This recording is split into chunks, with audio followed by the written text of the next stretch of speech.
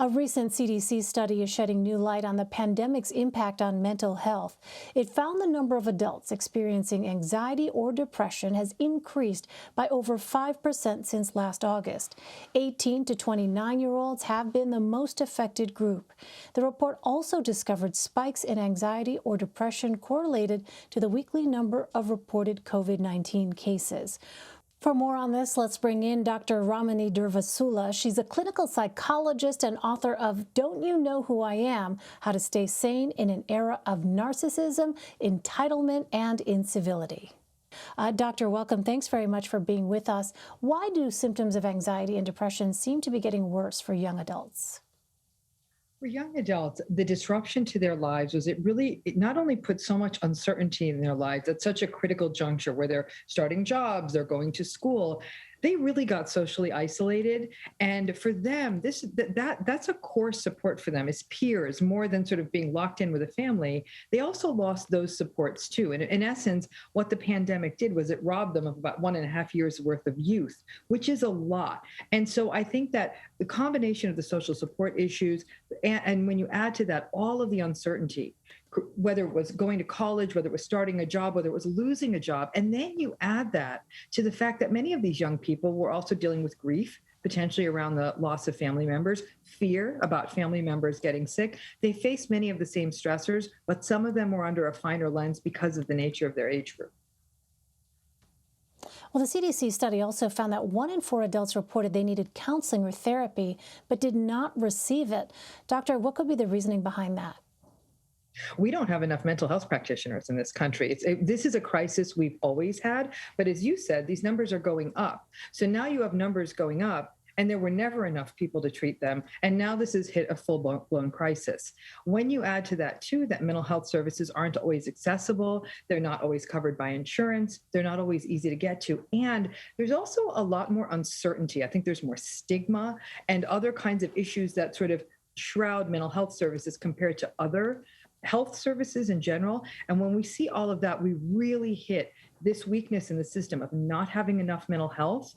Finally, that really hit a crisis inflection point in the midst of this pandemic when so many people needed it and so few could access it. Well, we know the pandemic has also caused a significant mental health crisis among children and teenagers. How can parents help their children who may be Children and teenagers really took it hard because remember, that same disruption in routine that affected young adults, they feel it even more profoundly. Children not being able to be in classrooms with peers, teenagers, the same issue. Routine matters to children. So one thing parents can do to the best of their ability, like parents don't need one more thing to do, but what they can try to do is, again, maintain routine, especially as schools start opening up again. Give them a chance to vent about their feelings, but don't push it. In essence, sort of create the space where they can.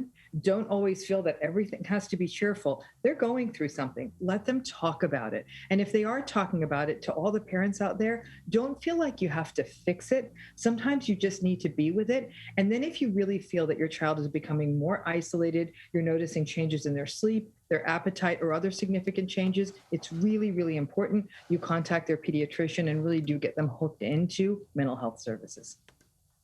Really, really good advice there. Olympic swimmer and gold medalist Michael Phelps recently revealed his own mental health issues have been exacerbated by the pandemic. He was inspired to speak out after hearing Meghan Markle openly discuss her battles. How important is it for public figures to have an open dialogue about mental health? When public figures speak openly about their mental health crises, at some level it normalizes it a little, not a lot, but a little, in a way that people will say, if this person, for example, who's an Olympic gold medalist, is struggling with mental health issues, then perhaps it's nothing wrong with me. And I think that's what a lot of people who are experiencing mental health crises go through. They feel incredibly isolated, as though there's something only with them. They're not able to cope enough. But to see someone who sort of has excelled in their field, it sort of normalizes it, and it may give some people permission to go ahead and seek out services, to talk to other people, at least feel, again, not so isolated with their struggle.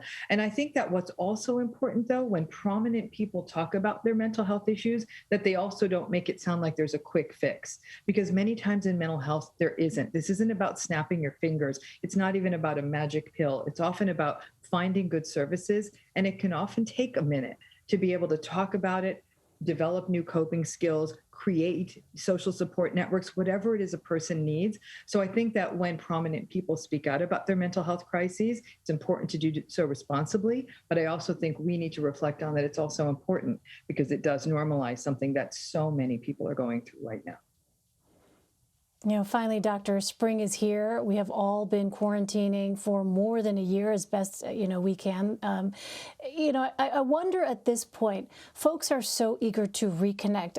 This is a completely understandable feeling, but the message from public health officials right now is that it's not yet safe to return to quote unquote normal, that these social distancing practices, all of these protocols still need to be in place because we're seeing in various places the number of cases rising. What is it you think, Doctor, people need to be mindful of? This yearning to get back to normal feels very, very strong right now, very acute. What is it that you think people should be mindful of as they go out? And as we've seen some people do engage in risky behaviors, it's a very understandable kind of feeling. So this yearning, I think that you said it beautifully. It is understandable. This is what people are going through now. We want to be close together. We've gotten through a whole year of this and year of this, and here we are in spring again.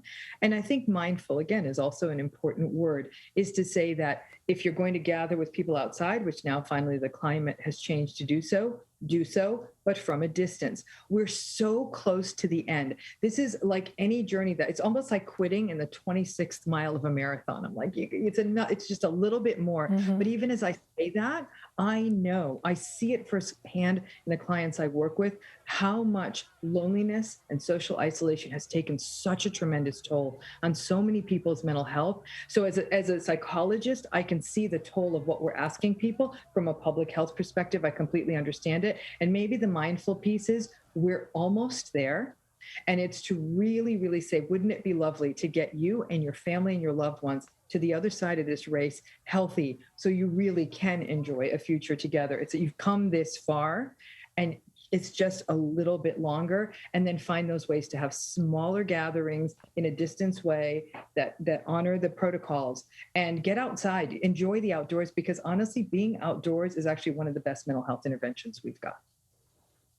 Well, it is a lovely thought to think about returning and reconnecting eventually. Not just yet, as you said, we're almost there, but it's lovely to think about that.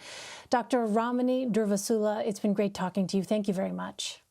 Thank you.